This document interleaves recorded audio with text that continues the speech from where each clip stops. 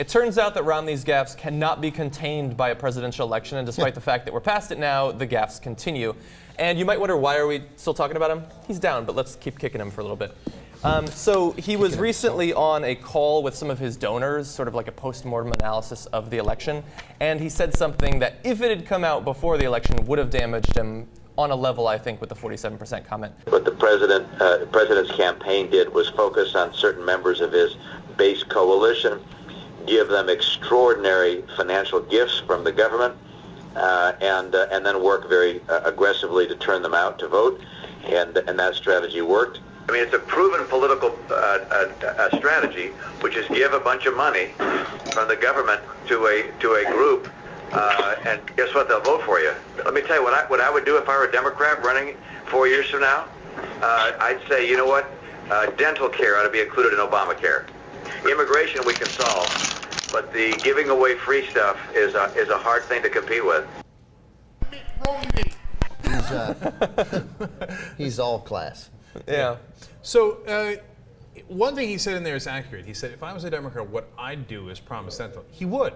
Because that's the kind of politician Mitt Romney is. He's like, what do I need to promise? He just happened to be a Republican, so he went into the Republican primaries and he promised all the vicious things that the right-wingers wanted. Turns out he was in the wrong party. But at the same time, as we see through that tape, and we talked about this issue before, but now we have it on tape, and we didn't know the dental part.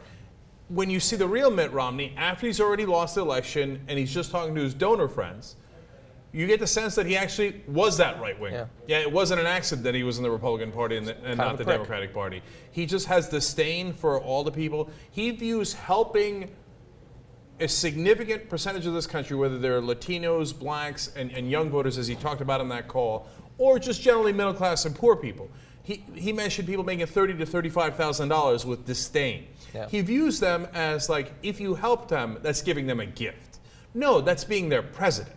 Yeah. You know, and that's the heart of Mitt Romney's problem. Yeah, I'm stunned by him in a sense that like I mean, a bunch of things. The 47% comment, which was bad, and he largely got away with because the Denver debate came so soon afterwards. It ended up not damaging him as much as it should have. He kept being described as, totally stunned on election night. Shell-shocked. Shell-shocked, thank you. That's the word that everybody used, that he was shell-shocked. And then going forward here with this comment, like, he doesn't get it in any way. I mean, there are plenty of wealthy people in this country who have a degree of empathy and understand that there's a social contract that they're part of, and they still buy 9 cars, and which I would do if I were wealthy. I would, we'd have a bunch of houses. But then there are people like Mitt Romney who are they have never been challenged on these set of beliefs. He grew up entitled. He has remained entitled.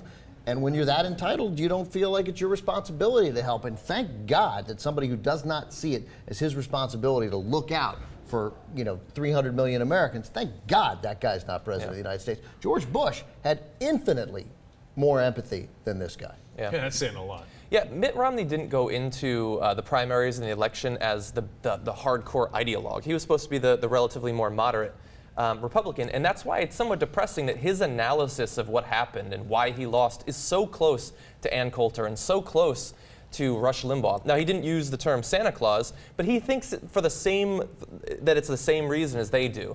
It's just as hateful, just as vile as the most hardcore ideological pundits on the right. I think that's not healthy going forward. Now, maybe he's just trying to console himself, and it's easier to say that, they gave away stuff.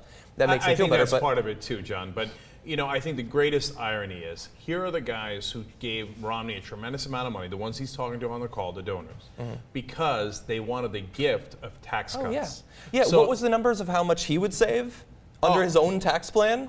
Is that not a gift? Yeah, tens of millions of dollars. And in the estate tax alone, the Romney family might have saved hundreds of millions of dollars. See, that's not dental. That's a gift.